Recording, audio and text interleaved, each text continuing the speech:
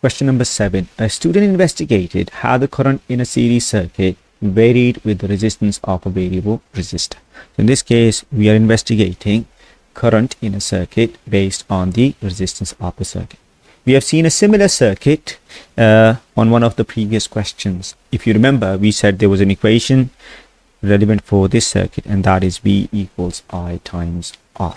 In this question, we are investigating I and R, so this will remain constant. Now in this case, the data extracted from the experiment has been given to us in the form of graph. So we can see here, as resistance increases, your current decreases.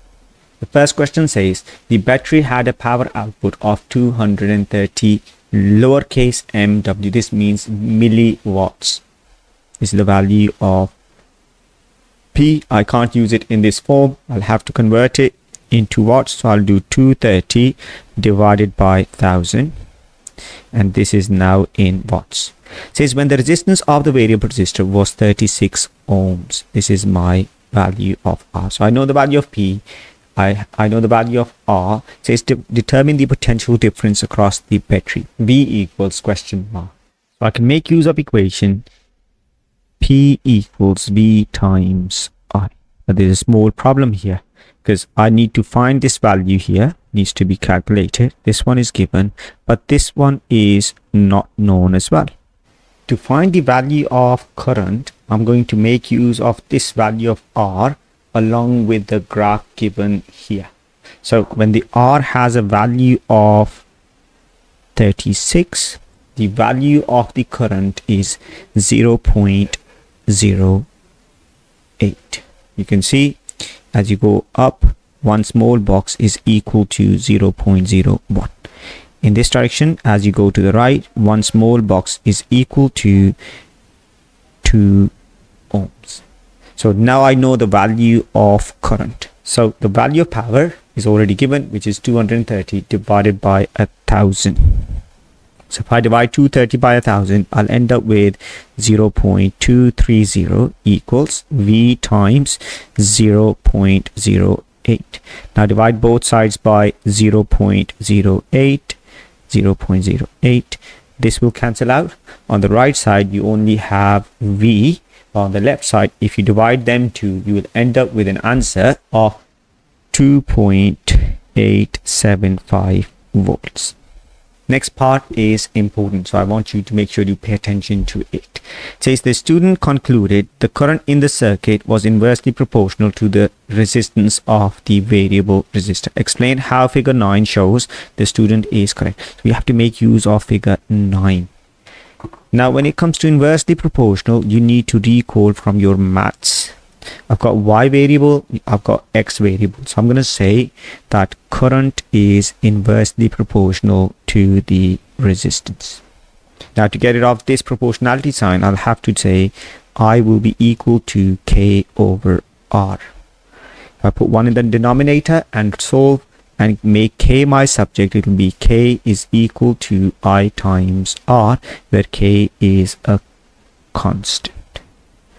So this is telling me if I take a coordinate on this curve and multiply the value of current and resistance, it will always be equal to the value of K, and the value of K is always the same. Okay, so we can say the product of I times R is equal to constant. Now, I made a small mistake. It should be uppercase R here. So let's quickly fix it.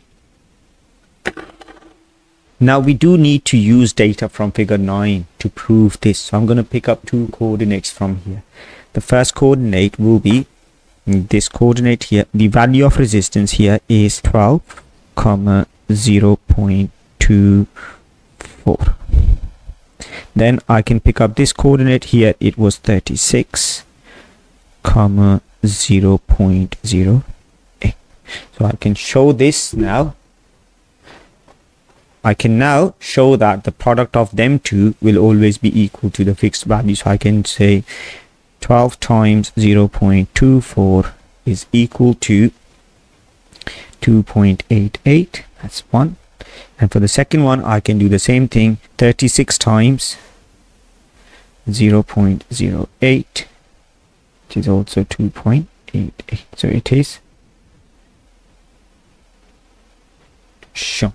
So any graph question where they ask you to show that the two variables y and x are inversely related, what you will need to do is you'll have to say that the product of x and y is always going to be equal to constant, and then you'll pick up two coordinates, multiply x and y, you'll get an answer. You do the same thing with the second coordinate, and when you multiply x and y, you should end up with the same answer, and that shows that x and y are inversely proportional. In this case, I can't use x and y because I've been given current on y-axis and resistance on x-axis. So it's going to be current is inversely proportional to resistance. Last part of this question says figure 10 shows a circuit with a switch connected incorrectly. The switch is connected incorrectly because this switch cannot switch off the current in the circuit. It says explain how closing the switch would affect the current in the variable resistor. And it says closing. So when it is closed, then the wire we assume has a zero resistance. So this path will be just like a short circuit. So we can say current in resistor will decrease to a very small value. Why am I saying this? This is because all current will flow through the path in which switch is connected. What's the reason for this? This is because this path has very low resistance, and that would get us full 2 marks on this question.